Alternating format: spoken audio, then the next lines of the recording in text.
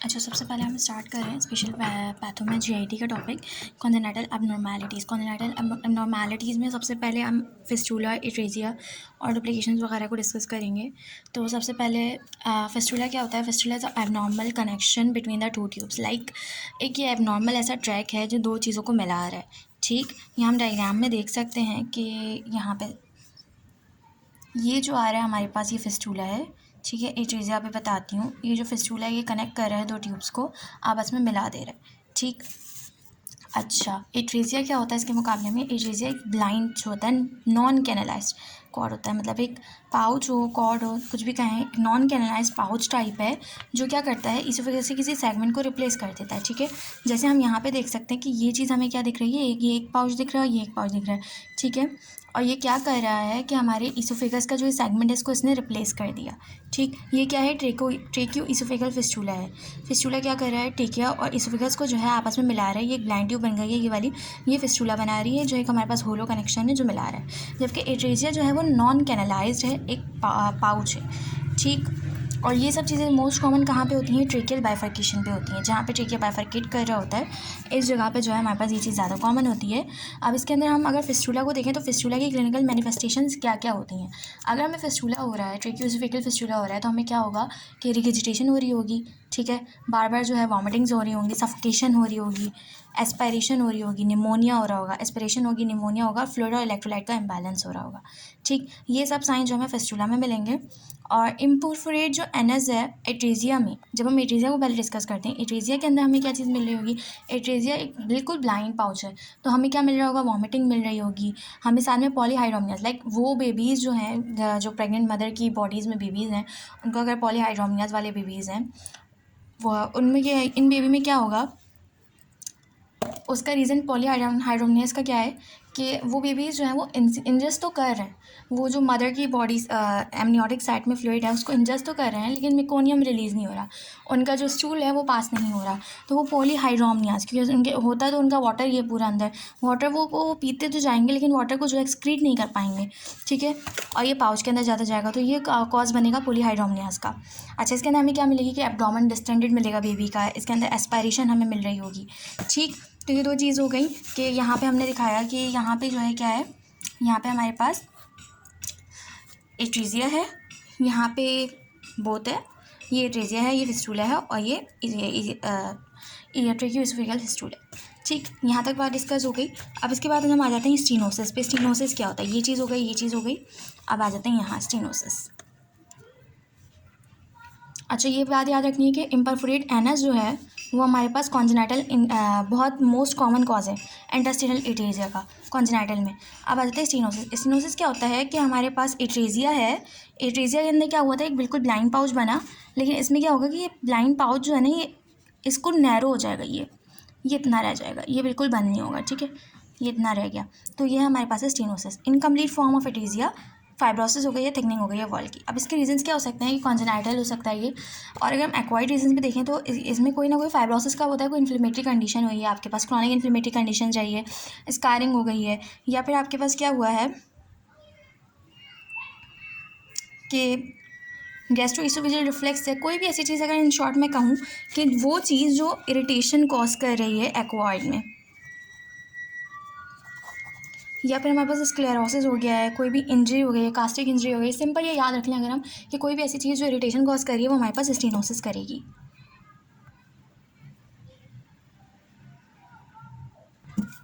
अब हमारे पास अगली चीज़ आ जाती है डायफ्रामेटिक हर्निया। डायफ्रामेटिक हर्निया ये सिंपल ये है कि हमारे पास जो डायफ्राम हाइएटस है वो कंप्लीट बंद नहीं हुआ है। ठीक है, जो डायफ्राम है वो कम्प्लीटली फॉर्म नहीं हुआ है, इनकम्प्लीट फॉर्मेशन हो गई है डायफ्राम की। तो अब इसके अंदर क्या होगा कि हमारे पास अगर डायफ्राम कम्प्लीटली बंद नहीं हुआ, तो अगर मैं डायग्राम इसकी ड्रॉ करूँ तो इसकी डायग्राम कैसे होगी कि हमारे पास ये आ रहा था ईसोफेगस, ठीक है, और यहाँ से हमारा जीआई ट्रैक आ रहा था। अब यहाँ पे क्या हुआ, ये कम्प्लीटली ऑब्स्ट्रक्ट नहीं होता, हमारा ये स्फिंक्टर जो है वो सही से काम नहीं करेगा। तो इसके अंदर क्या हो सकता है कि हमारे पास इसके अंदर दो चीज़ें हो सकती हैं। एक चीज़ ये हो सकती है कि हमारा जीआई जो एक्सटेंड करे, जो कार्डियक एंड है, यह ऊपर जो है ईसोफेगस में एक्सटेंड कर जाए। ये दूसरी चीज़ हो सकती है कि ये यहाँ से एक्सटेंड नहीं कर रहा, ये यहाँ बराबर से एक्सटेंड कर जाए। ठीक है, तो पैरा ईसोफेगल जो है ये हमारे पास हर्निया हो जाएगा स्टमक का। दो इसके अंदर कंडीशन हो सकती हैं। अब डायफ्रामेटिक हर्निया अगर हमारे पास हो रहा है, ठीक, तो ये क्या है, इसके अंदर हमारे कि ऊपर क्या है, हमारे पास लंग्स हैं, लंग्स प्रेजेंट है, तो ये लंग्स को क्या करेगा, लंग्स का हाइपोप्लेजिया करवा देगा, लंग्स को जगह नहीं देगा डेवलप होने के लिए, या लंग्स जो है उनको रिग्रेस करवा देगा। ठीक है, अब हम आ जाते हैं ओम्फेलोसील पे। ओम्फेलोसील क्या है, ओम्फेलोसील ये है कि हमारे जो मसल लेयर है वो सही से बनी नहीं, इनकम्प्लीट मसल लेयर बनी, तो हमारे विसराज जो है वो प्रोट्रूड कर जाएंगे। लेकिन इसमें क्या होगा ओम्फेलोसील में, कि वो एक सैक में कवर्ड होंगे, जबकि जो गैस्ट्रोस्काइसिस है इसके अंदर क्या होगा कि वो किसी सैक में कवर्ड नहीं होंगे, वो सारी लेयर जो है वो इनकम्प्लीट होंगी। लाइक हमारे पास स्किन आ गया, फेशिया आ गया, एब्डोमिनल मसल्स आ गए, कुछ भी डेवलप नहीं होगा, इनकम्प्लीट डेवलपमेंट होगी। तो वो सब चीज़ें जो होगा पूरी विसरा हम कह सकते हैं कि ऐसे ही बाहर आ जाएगा, किसी प्रोटेक्टिव सैक में नहीं होगा। उसके बाद हम आ जाते हैं गैस्ट्रिक एक्टोपिया एंड हेटरोपिया पे।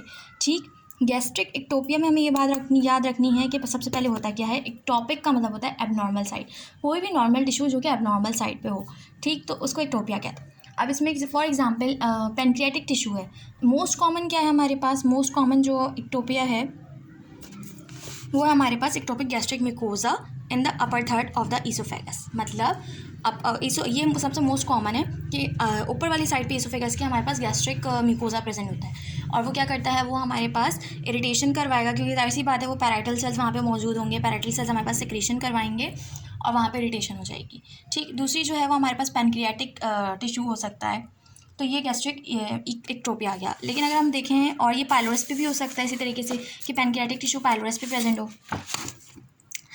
अब हम डिस्कस कर लेते हैं हमारे पास हेटरोपिया को। हेटरोपिया क्या है कि हमारे पास वही सिस्टम है, उसी सिस्टम का ये क्या था कि हमारे पास नॉर्मल टिश्यू था, एबनॉर्मल साइड पे था। वो क्या है कि हमारे पास एबनॉर्मल साइड, लेकिन नॉर्मल साइड ही है उसी सिस्टम की, लेकिन गलत जगह पे वो चीज़ प्रेजेंट है।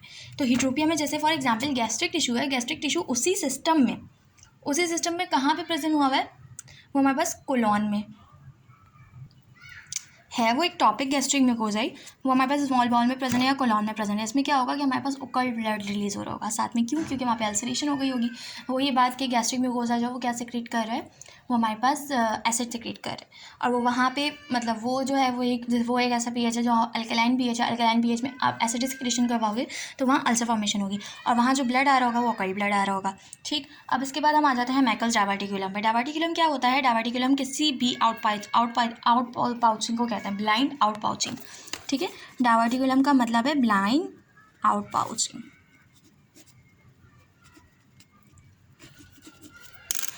मैकल्स डायवर्टिकुलम, अच्छा डायवर्टिकुलम दो टाइप के होते हैं, एक ट्रू डायवर्टिकुलम होता है, एक फॉल्स डायवर्टिकुलम होता है। ट्रू डायवर्टिकुलम को होता है जिसके अंदर तमाम लेयर्स इन्वॉल्व होती हैं। लाइक डायवर्टिकुलम एक आउट पाउचिंग बन रही है किसी भी ऑर्गन से, जैसे फॉर एग्जांपल ये इंटेस्टीन है, इंटेस्टीन में से हमने आउट पाउचिंग निकाल दी। अगर इसके अंदर सारी लेयर्स से रोजा मिकोजा, सब मिकोजा, सुपरफिशियल लेयर सब इन्वॉल्व है, तो हमारे पास क्या होगा कि ये हमारे पास ट्रू आउट पाउचिंग है। अगर इनमें से कोई लेयर इन्वॉल्व नहीं है या कोई कम लेयर इन्वॉल्व है, तो वो क्या होगा, वो हमारे पास फॉल्स डायवर्टिकुलम होगा। मोस्टली जो है वो हमारे पास मोस्ट कॉमन मैकल्स डायवर्टिकुलम है। मैकल्स डायवर्टिकुलम कहाँ पे डेवलप हो रहा होता है, मैकल्स डायवर्टिकुलम सबसे पहले बनता किससे कि हमारे पास विटिलाइन डक्ट होती है जो हमारे बेबी के जो है एब्डोमेन को, मतलब ये कह लें डेवलपिंग गट को, जो गट होता है उसको योग सैक से मिला रही होती है, तो वो विटिलाइन डक्ट जो आफ्टर बर्थ वो रिग्रेस हो जाती है। अगर वो रिग्रेस या इन्वॉल्यूट ना हो तो फिर वहाँ पे क्या डेवलप हो जाएगा, मैकल्स डायवर्टिकुलम। यहाँ पे डायग्राम दी हुई है, ये मैकल्स डायवर्टिकुलम है। ठीक है, ये हमारे पास ये आ रहा है हमारे पास इंटेस्टाइन, और ये एंटी मिजेंट्रिक साइड पे, ये मिजेंट्रिक एरिया है, ये हमारे पास मैकल्स डायवर्टिकुलम है।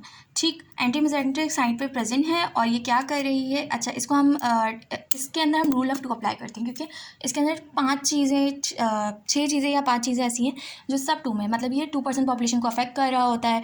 ये 2 ईयर्स जो है वो सिम्टोमेटिक होता है 2 ईयर्स ऑफ एज पे। इसके अलावा ये 2 फीट का होता है, मतलब 2 फीट का होता है ऐसे कि जो हमारा वॉल्व है ना, इलियोसिकल वॉल्व है, उससे 2 फीट की दूरी पे होगा ये। तीसरा ये है कि हमारे पास अप्रॉक्सीमेटली 2 इंचज़ का होगा, 2 टाइम मोर प्रिविलेंट है, मोर प्रोनाउंस है मेल्स के अंदर। तो ये सब बातें हैं जो हमारे पास, इसको हम रूल ऑफ 2 कह देते हैं। अब इसको हम कैसे पहचानेंगे, इसमें ये होगा कि हमारे पास मैकल डायवर्टिकुलम जो है वो, अगर फॉर एग्जांपल इसके साथ अगर कोई एक्टोपिक पेनक्रियाटिक टिश्यू है तो ये क्या कर रहा होगा, ये ऑकल्ट ब्लीडिंग हो रही होगी, और इसके साथ क्या हो रहा होगा, एब्डोमिनल पेन हो रहा होगा, जिससे ऐसा लगेगा कि अपेंडिसाइटिस हुआ है या ऑब्स्ट्रक्शन वगैरह हो गई होगी। ठीक, बाकी भी डायवर्टिकुलम है लेकिन वो इतने ज़्यादा नहीं है और वो मोस्टली ट्रू नहीं है। एक ये है कि हमारे पास, और इसकी जो कॉमन साइट है एक्वायर्ड डायवर्टिकुलम की, मैकल डायवर्टिकुलम कॉन्जेनाइटल भी हो सकता है, एक्वायर्ड भी हो सकता है, वो है around is near the sigmoid column. अब आ जाता है हम पाइलोरिक स्टीनोसिस पे। पाइलोरिक स्टीनोसिस जो है, अगर पाइलोरिक एंड जो हमारी स्टमक का, उसके ऊपर अगर कंजेनाइटल हाइपरट्रॉफिक पाइलोरिक स्टीनोसिस हो रहा है, मतलब कंजेनाइटल एट बर्थ हाइपरट्रोफी हो गई है उस जगह की, और वहाँ पे पाइलोरस जो है वो स्टीनोस हो गया, मतलब थिकनिंग हो गई है, वहाँ पे फाइब्रोसिस हो गया है। इसके रीजन क्या हो सकते हैं, और ये किन लोगों में मोर प्रोविलेंट है, ये देखते हैं। Common in males, more common in the mails, उनमें मोनोजाइगोटिक ट्विंस हो गए, डायजाइगोटिक ट्विंस हो गए, उनके अंदर है ये मोर कॉमन। टर्नर सिंड्रोम में, ट्राइसोमी वाले पेशेंट्स में। इसके अलावा वो पेशेंट्स जो वो मदर्स जो होती हैं, जो शुरू के मतलब बेबी के आफ्टर लिवर, उनका एजिथ्रोमाइसिन या एरिथ्रोमाइसिन से एक्सपोजर हो रहा होता है शुरू के दो हफ्तों के अंदर, तो फिर वो उनके अंदर ज़्यादा चांस होते हैं कि उन बच्चों के अंदर हमारे पास पाइलोरिक स्टीनोसिस हो जाएगा। या फिर ये जो है, अब इसकी हम क्लिनिकल प्रेजेंटेशन देखें तो क्लिनिकल प्रेजेंटेशन किस तरीके से होती है कि ये हमारे पास डेवलप होता है जनरली 6 हफ्तों में, 3 से 6 हफ्तों में, ठीक है।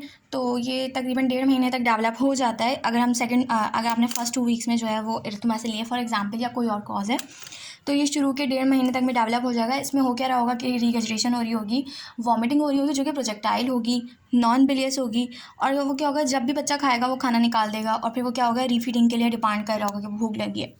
अच्छा, फिजिकल एग्जामिनेशन अगर हम करें तो हमें उस पर एक फेम ओवॉइड से 2 सेंटीमीटर का कम से कम एब्डोमिनल मास मिलेगा।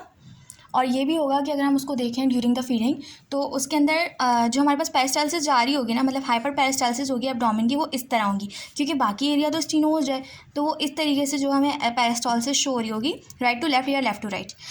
अब ये भी हो सकता है कि एडिमा या इन्फ्लेमेटरी चेंजेस आ गए हों, वो मज़ीद उसको, अगर उस जगह पे एडिमा हो गया, इन्फ्लेमेटरी चेंजेस आ रहे हैं, तो वो उस चीज़ को और मज़ीद नैरो कर देगा। इसका इलाज क्या है कि हम सर्जिकल ट्रीटमेंट करें, ठीक है।